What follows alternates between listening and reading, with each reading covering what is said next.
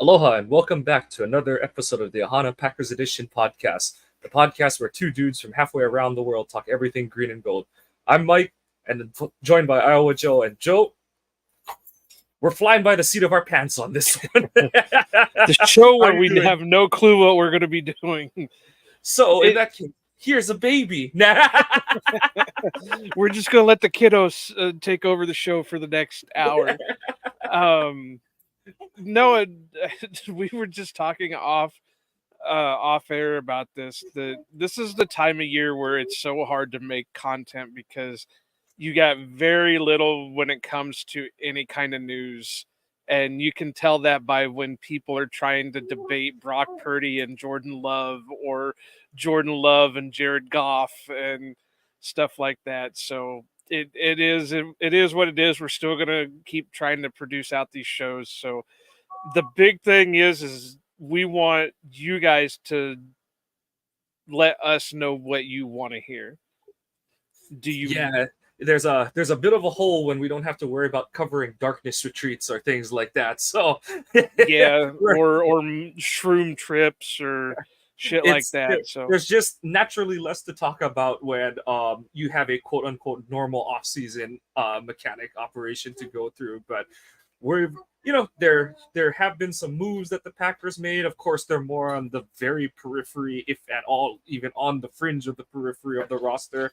And we did get some news about some upcoming contract negotiations, for lack of a better term, with regards to Eric Stokes. So, but we'll start with the transactions.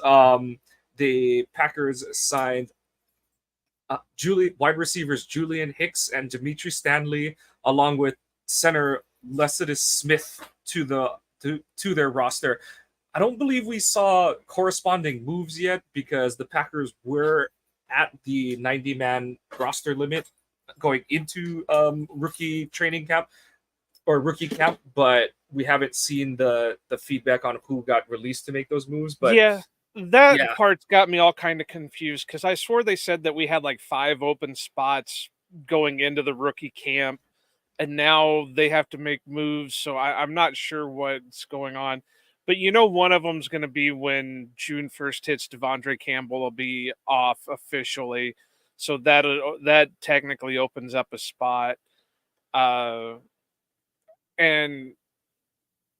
there, I mean, obviously there's some fringe guys on the roster that'll probably take the hit. My biggest hope and hope of hopes is that Royce Newman doesn't make it to training camp, but I don't think that's going to happen.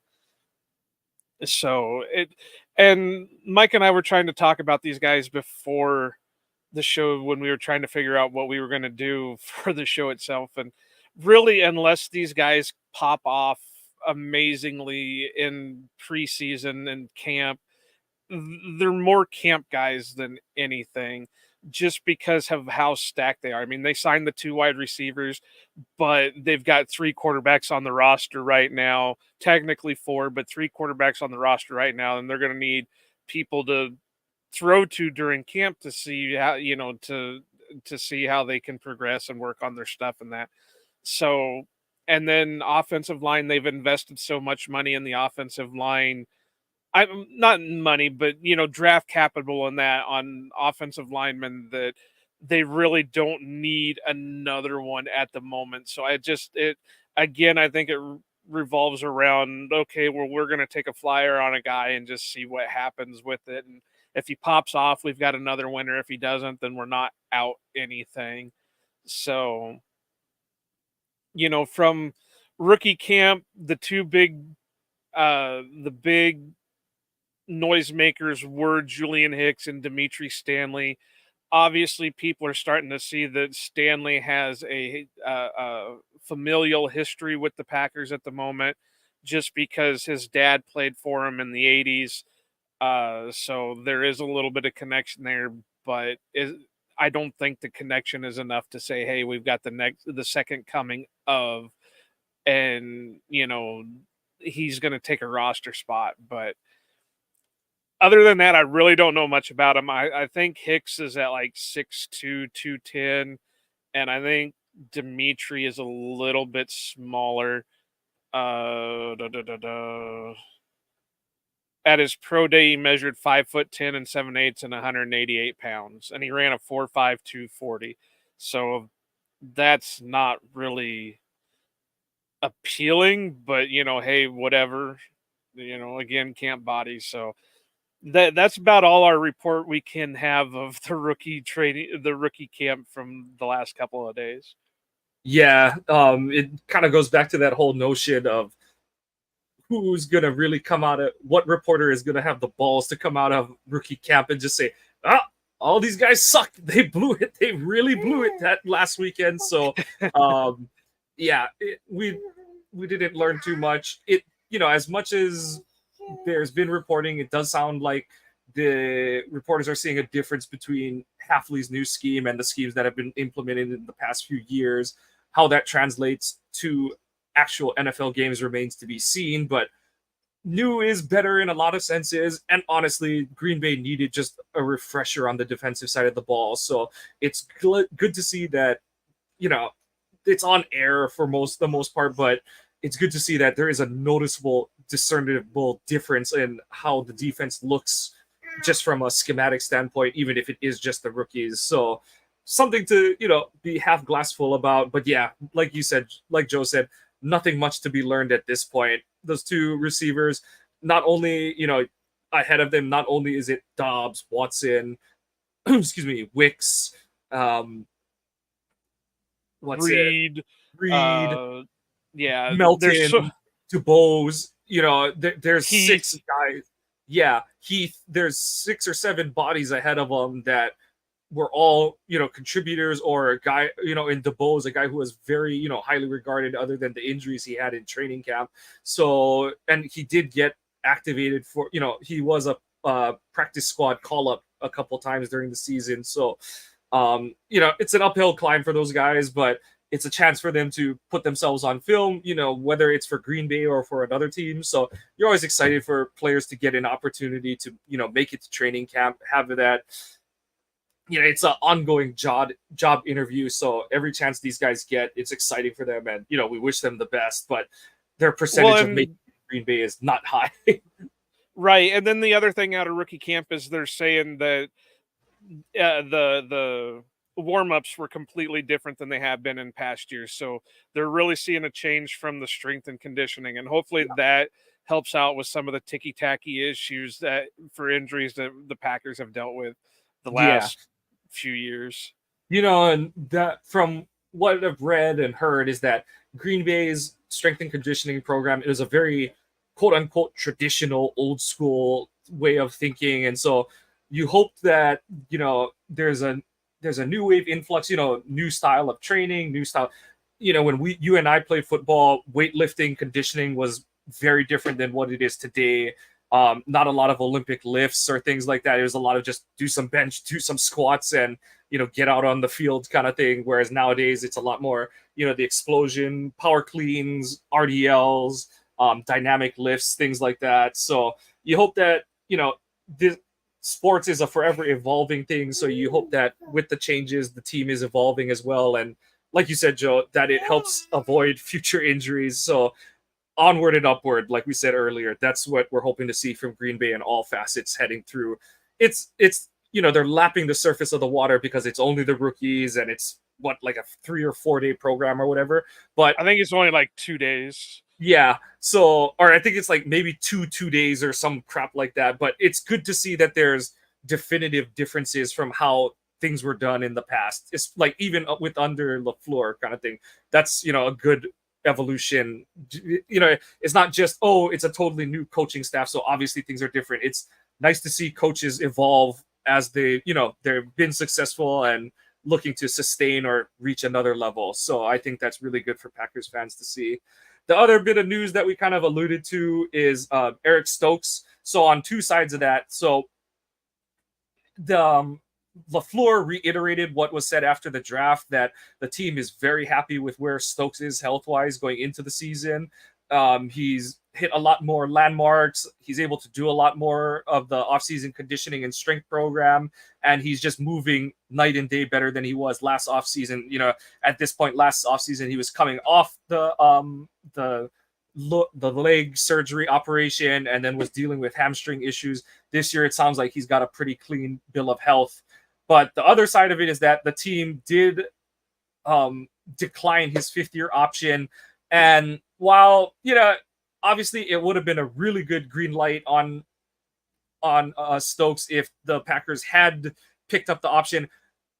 I believe his option would have been like just a hair under $12.5 million, and that would have been fully guaranteed for 2025. That's a big gamble for a guy you haven't seen play healthy and well in 2 years. So it's, as much as it would have been nice to see, because that would have been a great vote of confidence from the Packers to say like, yeah, this dude looks so good that we're gonna just make sure that we have, it's a doorstop to make sure that their foot is in the door to make a long-term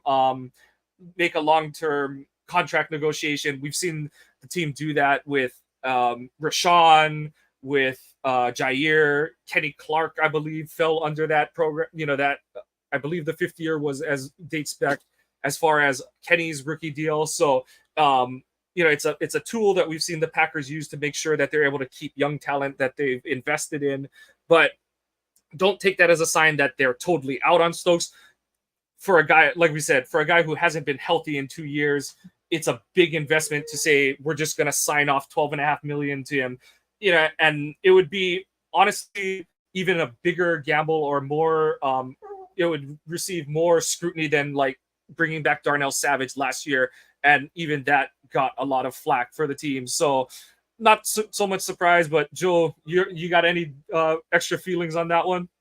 No, you pretty much covered it. I mean, it's not so much that they don't have trust in Stokes. It's just like you said, it's a fully guaranteed contract for next year, and you know, if he can go through this year healthy, completely healthy, obviously maybe miss a little bit of time because not everybody can play a full 17 slates and Hopefully not more have. into the playoffs. Yeah. Right. So I mean, it's not like they're saying, "Oh, well, this guy sucks, and we're going to hang on to him and let his contract run out." No, it's just they want to know what they have so they can offer him a fair contract when the time comes to it. And that doesn't mean with all the money that they're starting to accumulate into the salary cap that they're not going to come out and do like they did with Jordan Love.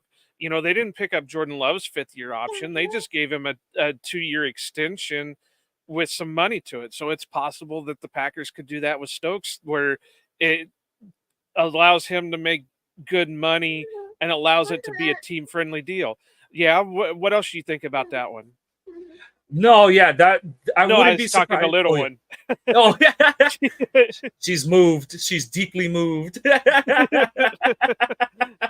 uh, no, I think you're spot on. Like, they could definitely do something like what they did with Love, and just from a numbers perspective. So, like I noted, the 5th-year option for Stokes would have been $12.5-ish million. He's making just under full like three and or his number this year is three mil, or just a hair under 3 mil 800,000. So for all intents and purposes, you'd be tripling his cap number next year without having seen him get through a full season. So obviously Green Bay wants a little more data, but he's a guy that if it looks good, you might see them trying. You'll see smoke that, oh, now they're trying to extend him in season or something like that. well, And they could even do yeah, that beforehand. Do like a 2-year, $5 million a yeah, year deal. That gives him a little bit of a pay increase, and that allows him to stay with the team for them to evaluate for the next couple of years. yeah, Now, obviously, I'm not Ken Ingles by no means, so I'm not a salary cap genius. But I can't, and I'm not an agent either, so I can't say that's fair. Money for a guy coming off of 4 years, coming off his rookie contract. But I would think that he would jump at something like that because it's still a prove it deal, but it's still a deal that gives a little bit of a boost to confidence. He's got to have a little bit of confidence right now anyway, because the only cornerback that was taken by the Packers in this draft was in the 7th round. So they weren't trying to replace him. We all know Stokes is more of a boundary guy than anything. So the only boundaries that they have at the moment are Jair, Carrington, Stokes, and Ballantyne. Yep. So that's where we're sitting at with boundary guys. Yeah, I know. I Yep. said, I think we should just let her take over for the rest of the show. Yeah. But yeah, so I think that the speculation now at this point is what other deals on the what bigger deals do the Packers potentially go for? Do they? We know that the Love deal is almost a certainty at this point. I do think that they are just if it doesn't happen, next week, they might be waiting for Campbell's money to completely come off the books come June 2nd, so that they can really front load this. Yeah, not like insanely or irresponsibly, quote unquote, which I don't think is possible when you're talking about your franchise quarterback. But they would try to front load that deal as much as is legal under the cap or the collective bargaining provisions, just to give Love what he's due, but also keep their cap number looking pretty going forward as much as possible. And Yeah, then the ones that we kind of talked about during the draft, based on kind of similar to the cornerback room, how they didn't do much there, is the defensive tackle room. Your two guys that you trust to stop the run are Kenny Clark and TJ Slayton, and they're both free agents after this season. They're two more guys that, after that Campbell money comes off the books, do you see a re-up for either or both of them potentially? So that's obviously stuff that we'll cover. I'm sure there'll be some rumblings or smoke to all three of those, but I believe Snyman basically said, as I don't know if he's um, trying to be like first to the bar or anything, but he has kind of put out some tweets that are like, "Yep, this Jordan Love deal is gonna it's gonna reset the market, blah blah blah, all that kind of stuff." So not sure if that's anything from insider scoop or if he's just kind of throwing out what we're all thinking in terms of what this deal is gonna look like when it happens. I think he's just guessing based on what other quarterbacks with lesser value have been getting compared to. But I really hope, in a way, that Jordan kind of does what Rodgers did with his first contract, where it was an extension, but it was like a team friendlier extension. Because let's face it, yes, the last 10 games of the season last year, Jordan was amazing. But the first part of the season, he was a little rough. We still 100%. Uh-oh, now she's hitting buttons. So we still don't 100% know how Jordan is going to be. We have an idea based off of a small sample size. And this isn't me trying to say Jordan Love is going to be suck or anything like that, and he's not worth the money. It's just we don't want to get in a situation like a Daniel Jones situation where he showed out for a part of the season and then they signed him to the a bigger extension, and we all laugh at it because it's a joke of a contract now. So if it's really hard to say, I do believe in Jordan Love. I do, support the team with him on there. I hope he gets his money, but I hope he keeps it a little bit more team friendly. Eh, do the opposite of what his predecessor did. That way we can continue to build a good team around him. Yeah, like you said, like get paid, but don't necessarily have to reset the quarterback market by like you can't see the next guy's contract when you turn around and look back, kind of thing. Like, Yeah. yeah, it's like you said, it's a weird thing to say, but it's like don't torpedo the team cap number. That's like the most that's just be the most direct about it. Is like, yes, we it's not that we don't believe in Jordan. It's like, just remember there's 52 other guys we got to pay too. So it's that side of it. So, but Right. yeah, And look at the fight that we had with when Rodgers was on the team. He kept saying, we need to get this guy. We need to get that guy. Oh, great. That's great, Aaron. Wonderful. But are you going to take less money for us to go out and get that? that other player. Well, no, I want my money too. Well, then we can't go out and get, player A because he's wanting too much money. And you're eating up 90% of our salary cap right now. Yeah, no, and it's kind of going into at the end we got the Rogers like everyone only come no one comes here for Green Bay, people come here to play for me. You got those kind of quotes, and I know it doesn't amount to much yet, but it is nice that you've heard from like Jordan Morgan basically said the stuff that Love does in the off season where he goes to the West Coast to work out. He's kind of running his own like football camps that he's using for him to get ready for the regular season. But it's nice to hear that that kind of stuff is sort of on the radar of players on the West Coast. And obviously, Green Bay is not going to get all of them and stuff, but it is cool to hear that the stuff he's doing outside of Green Bay is getting it's catching attention, like positive attention from draft prospects that and they come in the door going like almost starry-eyed to meet him and yes, he hasn't accomplished he's proven he's a starting caliber quarterback in the NFL, and he's won a playoff game, but now it's the okay, now do it again but better stage of his career. And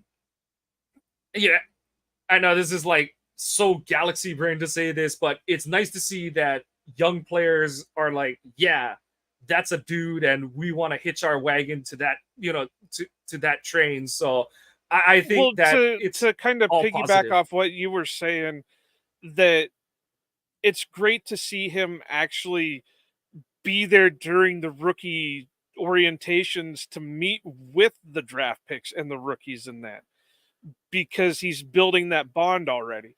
And then to another way to piggyback off what you're saying, Josh Jacobs has been adamant that the only reason he came here was to play with Jordan Love. So that's a plus in itself. And it's great to hear guys like Devontae, who aren't on the team anymore, saying that Jordan's going to be a baller. And for as many faults as number 12 had, he still supports Jordan Love and all that.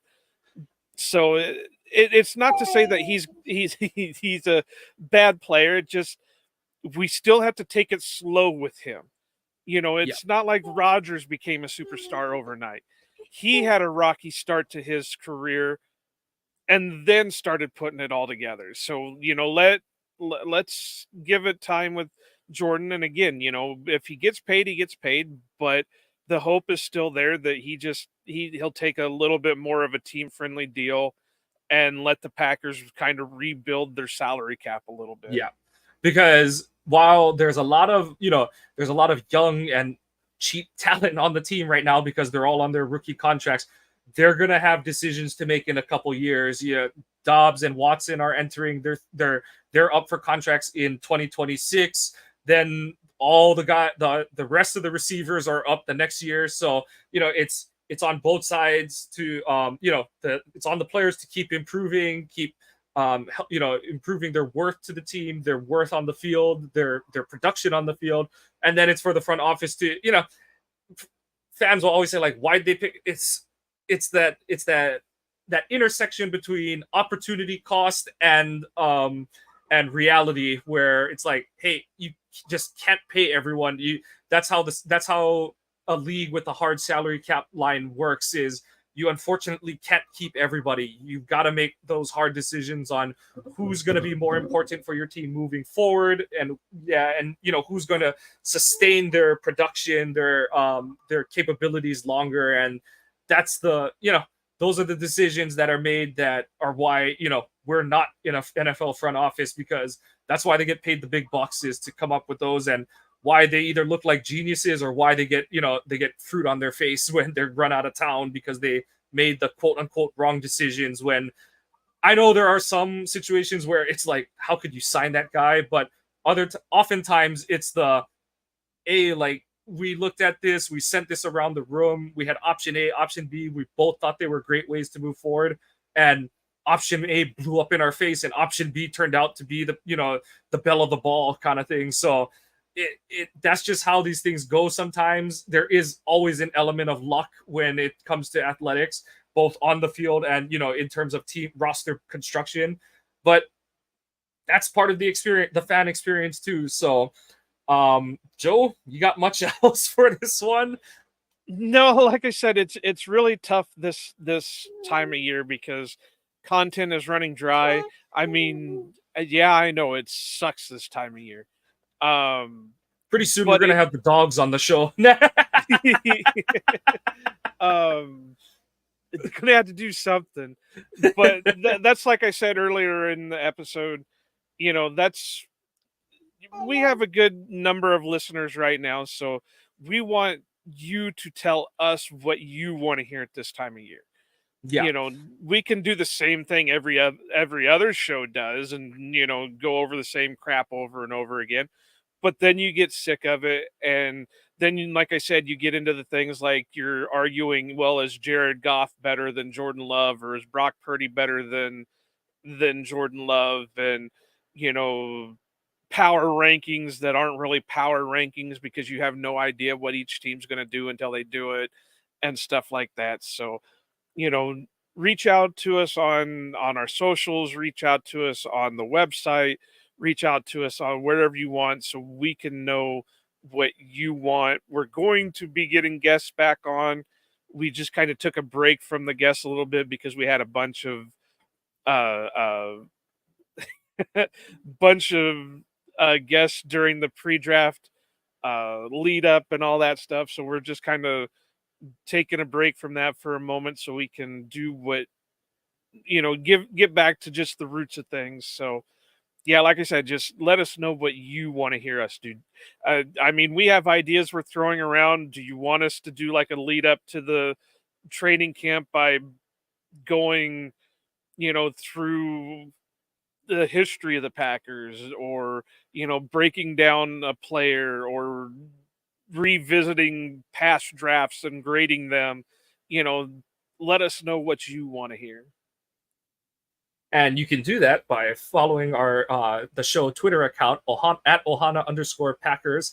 We will be starting up our Friday polls. But along the way, please feel free to message that Twitter account directly to let us know what you want. As we always say on every show, we want to be producing the content that you're looking for. So, like Joe said, please feel free to correspond and send us ideas, because we want to make sure that we're keeping the show fresh and exciting for all of you. Please follow the podcast on your favorite podcasting apps. Give us a like and a subscribe if you're enjoying what you're hearing.